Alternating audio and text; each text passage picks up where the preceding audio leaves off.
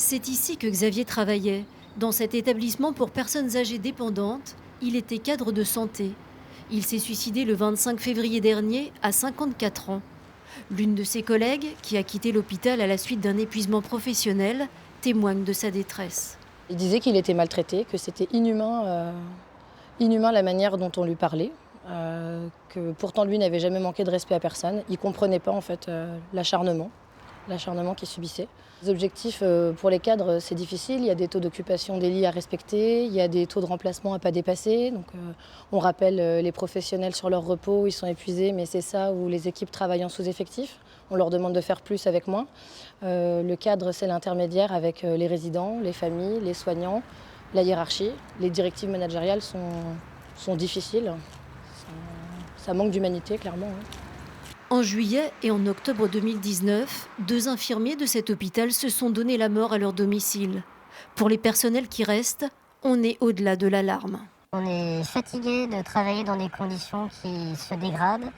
On est vraiment fatigué de lancer des SOS, que nos demandes ne soient pas du tout entendues. On travaille de plus en plus en sous-effectif, avec un personnel qui est réduit. Une charge de travail qui augmente de semaine après semaine. On travaille avec du matériel qui est défectueux ou qui est tout simplement manquant. On prend beaucoup sur nous, mais à un moment donné, on craque. Hein. On accumule quand même 70 000 heures sup sur l'ensemble de l'hôpital cette année. Aujourd'hui, on n'y arrive plus. Voilà, on est tout simplement à bout. Si rien ne change, il y aura d'autres drames. C'est une certitude.